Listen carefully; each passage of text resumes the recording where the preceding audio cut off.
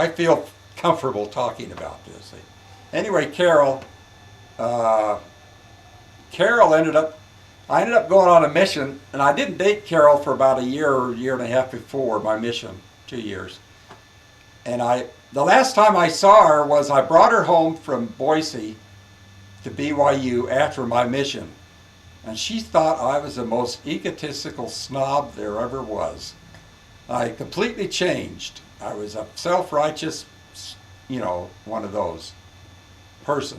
And she didn't want to date me. Didn't want anything to do with me. Of course, she had another boyfriend at that time. That could have been her. That could have been it, I guess. Anyway, she ended up marrying him, and he was one of the founders of the Big Boy restaurant. So I imagine Carol's sitting pretty good now, wherever she's at. I never had been able to find out. I dated a girl which was real serious. She was a year older than me. She was a senior and I was a junior, I was a senior and she was a year out of high school.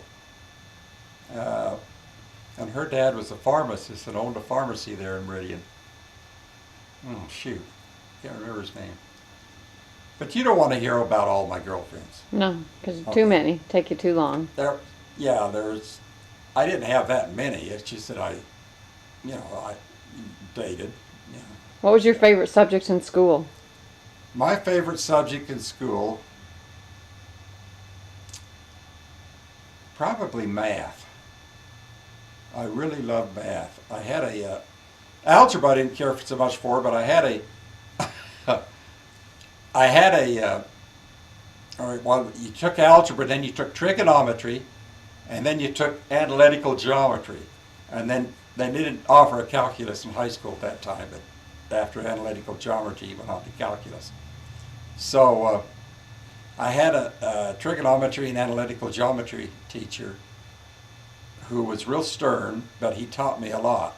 During the recesses, he would go in the bathroom and smoke. And he got caught, so I think he got fired. I did enjoy chemistry too. We made some gunpowder in high school and kind of had a little blow up one time in the lab.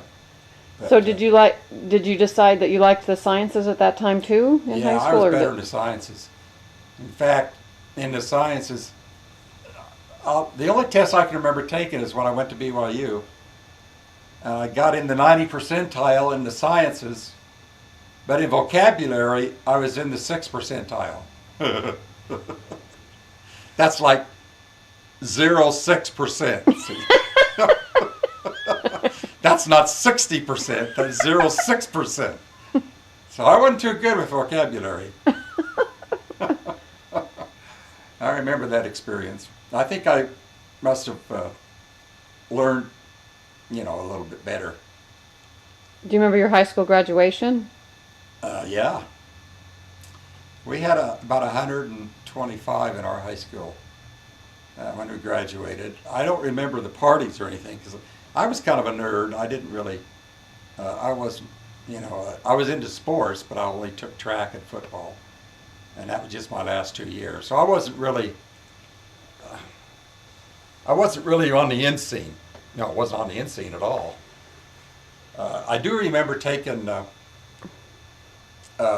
physics, and we had a World War II bomber pilot, a bombardier, on a B-17, and that's all we heard from physics class was his World War II experiences. So that's where you started like his name airplanes. was Mr. Brown, and he was our assistant football coach, and he could outrun all of us. And he was a chubby little guy, but of course we were in full dress, and we'd run 40-yard dashes, and he would outrun all of us.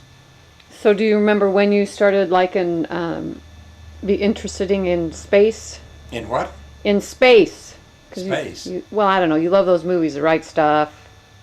Oh, maybe that I started. grew up liking airplanes, and I think it stems from the fact that during the end of World War II, we lived in and I was going to ask this girl that spoke in church today, we lived in a place called Birdland Park in Layton, Utah. And no, wait a minute, that wasn't it. We lived in Birdland Park. We lived in an apartment on a base just outside Hill Air Force Base. And B-29s used to take off right over our heads. And man, that means they were about 50 to 100 feet above us. I thought they were neat. Oh, they're nothing like a B-29. Just roaring right over your head. And that's where I first started falling in love with planes. And I thought really I wanted to be a pilot. But then I developed asthma, and asthma kept me out of the, they have what they call a early commissioning program in the Marine Corps, and I wanted to join it out of high school for 6 months while I was waiting for my mission call. But I got rejected. I got 4F.